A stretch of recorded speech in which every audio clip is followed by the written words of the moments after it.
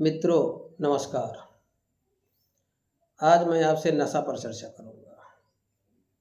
नशा आप सब जानते हैं कि वर्तमान की जो नई युवा पीढ़ी है वो नशे में डूब रही है। विभिन्न प्रकार का नशा करके और अपने आप को बर्बाद कर रही है।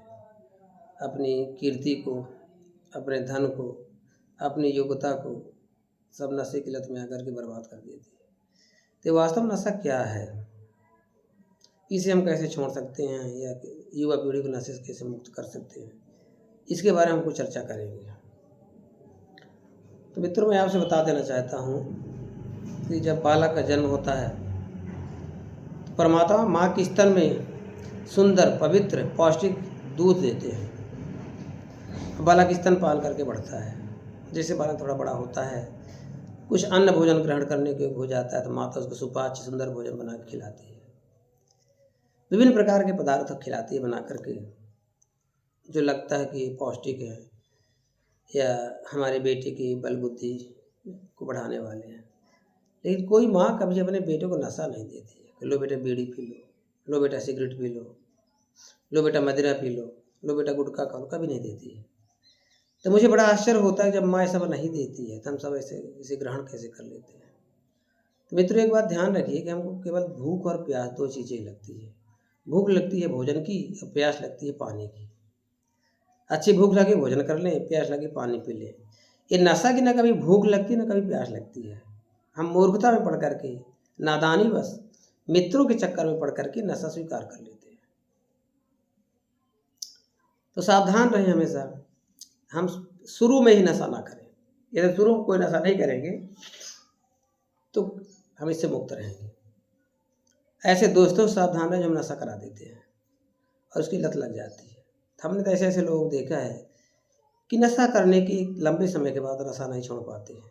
यदि छोड़ते हैं तो उनकी मृत्यु हो जाती है, नहीं छोड़ते तभी मृत्यु हो जाती है। तो सबसे बड़ा प्रयास यह है कि हम नशा शुरू ही ना करें। ये जागरूकता हम इसे कैसे फैलाएं, कैसे लोगों को बताएं। एक बार मैं एक दुकान में खड़ा था तो हमको बड़े आदमी दिख रहे थे, सिगरेट पी रहे थे। तो एक सज्जन हमसे पूछते हैं कि शर्मा जी, लोग सिगरेट क्यों पीते हैं? मैंने कहा बताते हैं कि मैं मूर्ख हूँ। बोर्ड लगा के चलते हैं, डिग्री लेके चलते हैं, बता रहे हैं कि मैं धूम्रपान करता हूँ मतलब मूर्ख हूँ, गुटखा खाता हूँ मतलब मूर्ख हूँ। तो ये आपका परिचय भी देता है कि आपकी हैसियत क्या है, आपकी कैटेगरी क्या है। वास्तव में जो ये आप नशा करते हो तो कुछ नहीं जानते, आप मूर्ख हो। तो जानबूझ के मूर्ख आप क्यों बनते हो? किसी भी नशेड़ी को कोई भी सही कहता हो वो सही है तो हमें बता दीजिए। फिर हम इतना बुद्धिमान होकर के, ज्ञानी होकर के, पढ़ा लिखा होकर के नशा क्यों स्वीकार कर लेते हैं? ये क्या है नशा? ऐसे दोस्तों के चक्कर में क्यों पड़ जाते हैं? माता पिता हमको बैरी लगने लगते हैं, दोस्त हमारे प्रिय लगने लगते हैं। माता पिता की बात हम नहीं मानते हैं, दोस्तों की बात मानते हैं। तो इसका मतलब क्या निकलता है? प्रयास करें नशा ना करें, और जो करते भी हैं तो छोड़ दें अगर हो सके तो। इससे कोई फायदा नहीं है। हमने कहीं पढ़ा था, एक दोहा टाइप का था कि अवगुण कहो शराब कहो, आपा अहमक होए, मानुष से पशुआ करे, दाम गांठ से खोए। अवगुण शराब का होता है, मनुष्य को पशु कर देता है, अहंकार को बढ़ा देता है, धन भी चला जाता है। तो कई प्रकार की बीमारी हमने देखी, कैंसर हो जाता है, फिर ऑपरेशन होता है, चेहरा बेदरंग हो जाता है, नाम बदनाम हो जाता है। तो मित्रों, थोड़ा सोचिए इसके बारे में कि हम नशा क्यों करते हैं, क्या इसे हम छोड़ सकते हैं? भले हम कितना कहते हैं कि नशा कोई टेंशन में करता है, चिंता दूर करे, सब बेवकूफ़ी है। हर व्यक्ति को संसार की चिंता है भैया, माया का ही एक नशा है अपना। तो अलग से नशा करके हम क्या कर रहे हैं? कभी क्या हमने सोचा है? अगर अब ये कहते हैं कि भाई हमको टेंशन है तो नशा करता हूँ, तो आप बेवकूफ़ बना रहे हैं दूसरे को। ऐसा कोई भी टेंशन नहीं, कोई चिंता नहीं जिससे आप नशा करो। ये सब बहाने हैं। भगवान ने इतना अच्छा शरीर दिया है, कितने अच्छे अच्छे भोज्य पदार्थ बनाए हैं। बढ़िया बढ़िया भोजन करिए, फल फ्रूट खाइए, दूध का सेवन करिए, घी खाइए। लेकिन नशा क्यों जरूरी हो जाता है? हम दुनिया का बाजार देख करके प्रभावित हो जाते हैं कि नशा करना चाहिए। यदि आपको लगता होगा फिर यार नशा कर नहीं करना है तो नशा बना क्यों? फिर आखिर महुआ से मदिरा क्यों बन जाती है? यदि भगवान को नशा नहीं करवाना होता तो महुआ से मदिरा बनती ही नहीं, ये सारी चीज़ें। तो मित्रों, हम आपसे क्या बताएं, हम तो अच्छा अच्छा भोजन करते हैं लेकिन वो भी तो मल बन जाता है। तो क्या मल हमारे खाने के लिए बना है?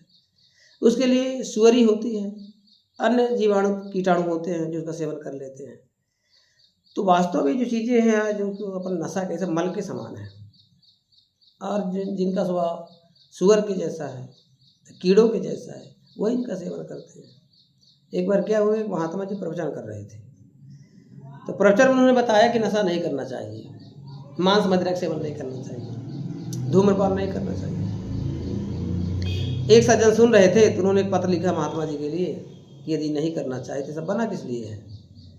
तो महात्मा जी बड़े समझदार थे, उन्होंने कहा कि जैसे आपने खेत में जा कर के कुछ बोया, लाल भाजी बो दिया, तो क्या लाल भाजी के साथ कुछ नहीं जमता? घास भी उगती है उसके साथ साथ। तो आप होशियार हो, लाल भाजी खोंट के लाए, खा लिया, घास को छोड़ देते हो, तो क्या घास बेकार जमी है? वो तो घास है पशुओं के खाने के लिए, अगर पशु बांधे उनको घास खिला दो। तो जो पशु रूपी इंसान है उनके लिए नशा बना हुआ है, उनको करने दीजिए। लेकिन आपने आपको थोड़ा भी बुद्धिमान समझते हो, ज्ञानी समझते हो, तो नशा मत करो।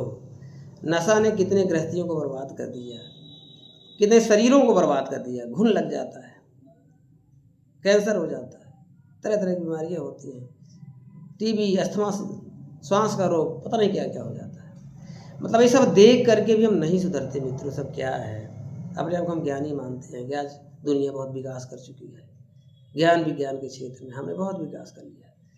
लेकिन तो ये सब देख करके मुझे बिल्कुल कहीं नहीं लगता कि हमने विनाश के सिवा कुछ भी किया हो। किसी क्षेत्र में देख लीजिए आप, चाहे परमाणु बम हो, दुनिया भर के औजार हथियार हो, दुनिया भर का झगड़ा हो, विश्व युद्ध का खतरा हो, बढ़ रही गर्मी है, तो हम कहाँ सही मार्ग पे जा रहे हैं? भले ही पहले पुराने ज़माने में पैदल चलना पड़ता था लेकिन शुद्ध हवा तो मिला करती थी। अच्छा, वाहन है लेकिन फेफड़े खत्म हो रहे हैं हमारे वाहन के धुआं से। अच्छे अच्छे पदार्थों का सेवन करते हैं, अच्छे अच्छे कपड़े पहनते हैं, फैक्ट्रियाँ हैं, सब दूषित हो रही, हवा दूषित हो रही है, नदियाँ दूषित हो रही हैं।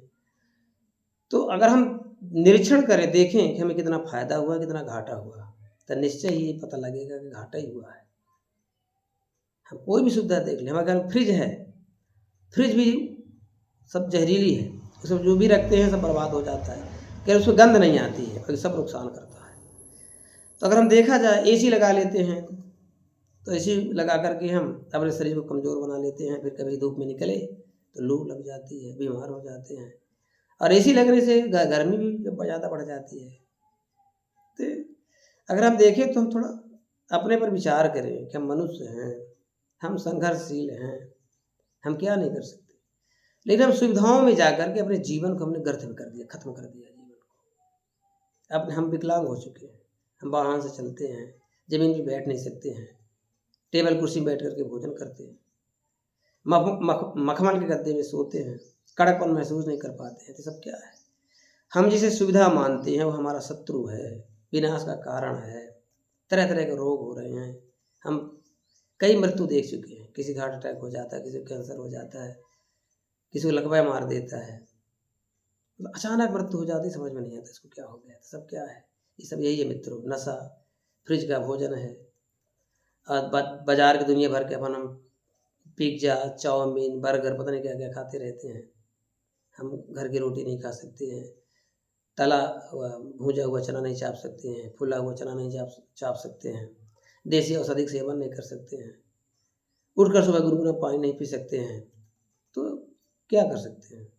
तो मित्रों, आपसे यही निवेदन है, यही प्रार्थना है कि अपने को समझें, थोड़ा समय दें और हम नशा से मुक्त हो सकें, सुविधाओं से थोड़ा मुक्त हो सकें, अपने आप को मजबूत बनाएं। सुबह उठ के टहलना, दौड़ लगाना, पैदल चलने की आदत बनाना, अच्छा भोजन करना, समय पर भोजन करना, समय से सो जाना, देर रात तक नहीं जगना, देर सुबह तक नहीं सोना, ये सब अगर नियम अपना लेते हैं, निश्चय हम पुनः उसी युग में जा सकते हैं। जैसे पेड़ पौधे लगाएं, आसपास सफाई रखें, वातावरण को शुद्ध रखें, आत्मा को शुद्ध रखें, मन को शुद्ध रखें, सब ठीक हो जाएगा।